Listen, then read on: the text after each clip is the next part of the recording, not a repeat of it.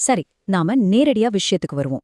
7ஆம் நூற்றாண்டுல வாழ்ந்த ஒரு அரசனுக்கு மரணப்படுக்கையில வந்த ஒரு கனவு எப்படி இந்தியாவோட மாபெரும் பேரரசுகள்ல ஒன்னா நிஜத்துல உருவெடுத்துச்சு அப்படிங்கறத பத்தின இந்த வரலாற்று அலசலுக்கு உங்களை வரவேற்கிறேன். சோழ பேரரசு அப்படின்னு சொன்னாலே கட்டற்ற பிரம்மாண்டம் தான் நமக்கு முதல்ல ஞாபகத்துக்கு வரும். ஆனா அது எப்படி ஆரம்பிச்சதுன்னு என்னைக்காவது யோசிச்சு பார்த்திருக்கீங்களா? இந்த புகழ்பெற்ற சுதந்திரமான சோழ பேரரசு அப்படிங்கிற மாபெரும் கனவு நான் உன்கிட்ட ஒப்படைக்கிறேன். கேட்கவே கொஞ்சம் நாடகத்தனமான வசனம் மாதிரி இருக்குல்ல. ஆனா கல்கி கிருஷ்ணமூர்த்தி அவர்கள் 1942 எழுதின பார்த்திபன் கனவு நாவலோட மைய கருத்தே இதுதான். அதாவது ஒரு தந்தை தன் மகன் கிட்ட விட்டு செல்ற ஒரு சுதந்திர தேசத்தோட கனவு. பகுதி 1 மன்னனின் இறுதிக் கனவு மற்றும் 7ஆம் நூற்றாண்டு கதை. பார்த்திபன் மன்னரோட காலத்துல சோழ நாடு நாம இன்னைக்கு நினைக்கிற மாதிரி ஒரு பிரம்மாண்டமான பேரரசாலாம் இல்ல. அது பல்லவர்களோட ஆதிக்கத்துக்கு கீழே அவங்களுக்கு கப்பம் கட்டுற ஒரு சின்ன சிற்றரசா மட்டுமே இருந்துச்சு அப்படிங்கறத இந்த கதைக்களம் நமக்கு ரொம்ப அழகா காட்டுது. அந்த 7ஆம் நூற்றாண்டுல பல்லவர்களோட ஆதிக்கம்தான் மேலோங்கி இருந்துச்சு. அப்போ அவங்களுக்கு கப்பம் கட்ட மறுத்து பார்த்திபன் மன்னன் போர்க்களத்துல வீரமரணம் அடைறான். அவனோட மகன் விக்ரமனும் நாடு கடத்தப்படுறான். ஆனா கதை அதோட முடியல. நாடு கடத்தப்பட்ட அந்த இளவரசன் தன்னோட பழைய எதிரியான பல்லவ மன்னனோட உதவியோடையே மறுபடியும் உறையூரை மீட்டு அது ஒரு சுதந்திரமான சின்ன ராஜ்யமா மாத்துறான். ரொம்ப ஆழமான சுவாரஸ்யமான கதைக்களம் இல்ல இது? அடுத்து பகுதி 2 நனவான கனவு வரலாறு கதையை வென்றது. நாம இதுவரைக்கும் பார்த்தது கல்கி அவங்க எழுதின அந்த அற்புதமான புனைக்கதைய. ஆனா வரலாற்றுல உண்மையிலேயே நடந்த சம்பவங்கள் இருக்கே, அது இந்த கதையை விட பல மடங்கு பிரமிப்பானது. அந்த சின்ன சுதந்திர சோழ நாடு எப்படி ஒரு மாபெரும் ஏகாதிபத்திய சாம்ராஜ்யமா உருவெடுத்துச்சு அப்படிங்கிற உண்மையான வரலாற்று இப்போ பார்க்கலாம். இந்த எண்ணைய கொஞ்சம் கவனிங்க. 300.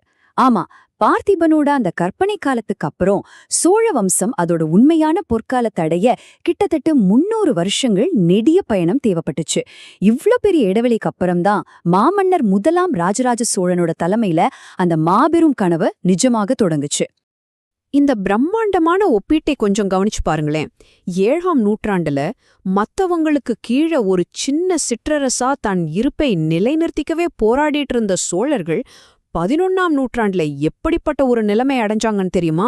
கடல்களை தாண்டி அதிகாரம் செலுத்துற ஈடு இணையற்ற சக்கரவர்த்திகளா உயர்ந்தாங்க.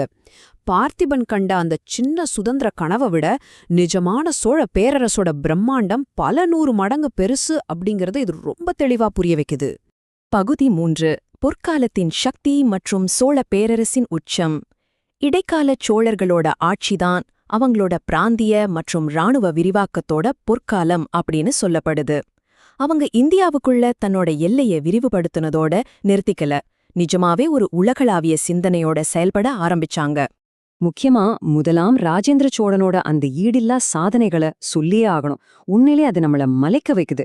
முழு இலங்கையையும் கைப்பற்றினார். வடக்கே கங்கை நதி வரைக்கும் ஒரு வெற்றிகரமான படையெடுப்பை நடத்தினார். அது மட்டும் இல்லாம ஸ்ரீவிஜயம், அதாவது இன்றைய இந்தோனேஷியா மேல ஒரு பெரிய கடற்படை தாக்குதல் நடத்தி பெருகட்சி கண்டார். வணிகத்துக்காக சீனாவுக்கே தூதுக்குழுக்கள் அனுப்பினார். கொஞ்சம் யோசிச்சு பாருங்க.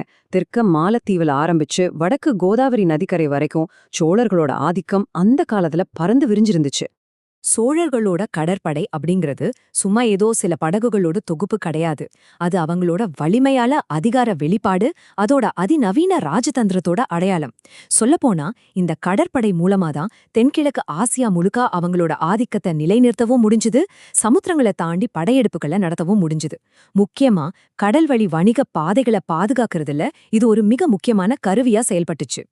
சரி, இதுல மிக முக்கியமான ஒரு விஷயம் என்னன்னா, இவ்ளோ பிரம்மாண்டமான இராணுவ மற்றும் ஏகாதிபத்திய லட்சியங்களுக்கு எப்படி தொடர்ந்து நிதி கிடைச்சுக்கிட்டே இருந்துச்சு? இந்த 3 அடுக்கு பொருளாதார அமைப்பை கொஞ்சம் கவனிங்க. முதல்ல கிராமப்புறங்கள்ல அமைஞ்ச விவசாய குடியிருப்புகள், அடுத்ததா நகரம் அப்படின்னு சொல்லப்படுற வர்த்தக மற்றும் வணிக மையங்கள், கடைசியா சமயம் அப்படின்னு அழைக்கப்படுற உலகளாவிய உயர்தர வணிக குழுக்கள். இந்த சங்கிலி தொடர் அமைப்பு தான் அவங்களோட பொருளாதாரத்தை உலக அளவுல உச்சத்துக்கு கொண்டு போச்சு. இந்த மாபெரும் பொருளாதாரத்துக்கு நிஜமான ஆணிவேரா அமைஞ்சது எது தெரியுமா? அவங்களோட விவசாயமும் அந்த மேம்பட்ட நீர்ப்பாசன முறைகளும் தான். பிரம்மாண்டமான கல்லணைகள், நெடிய கால்வாய்கள், அது மட்டும் இல்லாம கங்கை கொண்ட சோழபுரத்துல ராஜேந்திர சோழன் உருவாக்குன 16 மைல் நீளமுள்ள சோழகங்கம் ஏரி. இந்த பிரம்மாண்ட ஏரிய ஒரு திரவ வெற்றித்தூண் அப்படின்னே வரலாற்று அறிஞர்கள் வர்ணிக்கிறாங்க. நீர் மேலாண்மையில அவங்க காட்டின விவேகம்தான் அவங்களோட அசைக்க முடியாத பொருளாதார அடித்தளமா இருந்துச்சு. இப்போ நாம பகுதி 4க்கு வந்திருக்கோம். கலை, வணிகம் மற்றும் அழியா பாரம்பரியம். சோழர்கள் வெறும் போர்க்களத்துல மட்டும் வல்லவர்கள் கிடையாது. கலை, கலாச்சாரம் அப்புறம் உலகளாவிய வணிகத்துல அவங்க அடைஞ்ச ஆழமான பரிணாமம் இன்னைக்கு வரைக்கும் பல நூற்றாண்டுகளை கடந்தும் நம்ம கிட்ட எதிரொலிச்சுக்கிட்டே இருக்கு. அவங்களோட கலாச்சார அதிசயங்களை எடுத்துக்கிட்டா விண்ணமுற்ற அந்த தஞ்சை பிரகதீஸ்வரர் கோயில் உள்ளிட்ட அழியா சோழர் பெருங்கோயில்கள், ஈடு இணையற்ற அழகியலை கொண்ட நடராஜர் வெண்கலச் சிலைகள், உலகத்தையே இணைச்ச மாபெரும் வணிக வலைப்பின்னல், அப்புறம் எல்லா வசதிகளும் கொண்ட சிறப்பான மருத்துவமனைகள், அவங்களோட சிற்பக்கலையும் ஆட்சி அமைப்பும் அன்றைய உலகத்தோட மிகச் சிறந்த மைல்கற்கள் அப்படின்னு அடிச்சு சொல்லலாம். மேலும் இது மிகச் சிறப்பா விளக்குற ஒரு விஷயம் என்னன்னா, அவங்களோட மதச்சார்பற்ற தன்மை, அப்புறம் பரந்த மத சகிப்புத்தன்மை. மாமன்னர் முதலாம் ராஜராஜன் சிவபெருமானுக்கு தஞ்சையில பிரம்மாண்டமான கோயில கட்டின அதே நேரத்துல நாகப்பட்டினத்துல ஒரு புத்த விகாரம் கட்டுறதுக்கும் பெரும் நிதியுதவி அளிச்சிருக்கார். அதே போல முதலாம் ஆதித்தி சோழர் சிவன் மற்றும் விஷ்ணு என 2 தெய்வங்களோட கோயில்களுக்கும் சமமா அறக்கட்டளைகளை நிறுவியிருக்கார். இது அவங்களோட பரந்த மனப்பான்மைக்கு ஒரு மிகச்சிறந்த எடுத்துக்காட்டு. பகுதி 5 பாரம்பரியத்தின் உயிர்த்தெழுதல், அதாவது நவீன ஊடகங்களில் சோழர்கள். இது உங்களுக்கு ரொம்ப நெருக்கமான ஒரு விஷயமா இருக்கும். 1000 வருஷங்களுக்கு முந்தைய இந்த மாபெரும் பாரம்பரியம் சும்மா வரலாற்று புத்தகங்களோட நின்னுடாம இன்னைக்கு நம்மளோட நவீன திரைப்படங்கள், நாவல்கள் மற்றும் கலைப்படைப்புகளை எப்படி இயக்குது அப்படிங்கறத இப்ப பாப்போம். பார்த்திபன் கனவு கதையோட ஊடக பரிணாமம் ரொம்பவே ஆச்சரியமானது. 1942ல கல்கி பத்திரிகையில ஒரு தொடர் கதையை ஆரம்பிச்சு மக்கள் கிட்ட பெரும் வரவேற்பை பெற்று 1960ல ஒரு செம்மையான திரைப்படமா மாறி சமீபத்துல 2016ல அஜய் என்டர்டைனர்ஸ் மூலமா ஒரு சிறப்பான மேடை நாடகமாவும் உருவெடுத்துச்சு. வரலாறு அப்படிங்கிறது என்றென்றைக்கும் சுவாரஸ்யமானது அப்படிங்கிறதுக்கு இதுவே ஒரு பெரிய சாட்சி. ஒரு நாடக விமர்சனம் இத ரொம்ப அழகா சொல்லுது. இது ஒரு நல்ல மனதளர்ச்சி. இந்த நாடக குழுவுல இருக்கிற நடிகர்கள் அவங்க வேலைய மிக சிறப்பா செய்றாங்க அப்படின்னு. நவீன நாடக தயாரிப்புகள் எப்படி வரலாற்றை எப்பவும் உயிர்ப்போட வச்சிருக்கு அப்படிங்கறத இது சொல்லுது. அவங்க வெறும் வரலாற்று நிகழ்வுகளை மட்டும் பேசாம தற்போதைய சமூக அரசியல் நிலவரங்களை சுட்டிக்காட்டுற நேர்த்தியான நகைச்சுவையையும் இடையிடையே சேர்த்து பாக்குறவங்களை ஈர்க்கிற வகையில படைச்சிருக்காங்க. வரலாற்று ரசிக்கிறதுக்கு இது ஒரு அற்புதமான வழி இல்லையா? பார்த்திபன் தன் மகன்கிட்ட விதைச்ச அந்த சின்ன கனவு பல 100 வருஷங்களுக்கு அப்புறம் ஒரு மாபெரும் சாம்ராஜ்யமா மாறி உலகத்தையே வியக்க வச்சுது.